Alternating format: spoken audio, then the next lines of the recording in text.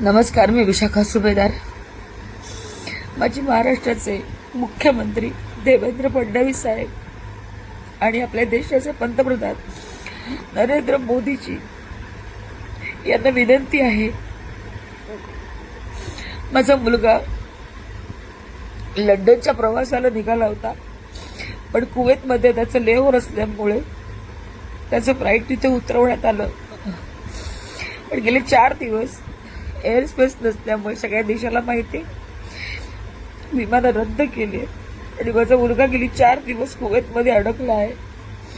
आणि आता तिथली परिस्थिती गंभीर होत चालली. आपण बातम्यांमध्ये पाहतोय, तो स्वतः तिथे अनुभवतोय. अनेक ड्रोन हल्ले तिथे होत आहेत.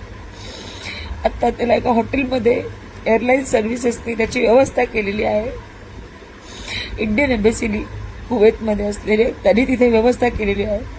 परंतु आता त्यांना भारतात परत आणण्याची व्यवस्था करावी. जसं दुबईच्या लोकांना परत आणलं गेलं तसंच कुवेतमध्ये सुद्धा आपले भारतीय अडकले, त्यांना परत आणण्याची व्यवस्था करावी अशी माझी त्यांना कळकळीची विनंती आहे. अनेक भारतीय, अनेक पोरांच्या आया, अनेक कुटुंब त्यांची इथे आपल्या मायदेशी वाट बघत आहेत. तर लवकरात लवकर त्यांना सुद्धा आणण्याची व्यवस्था करावी.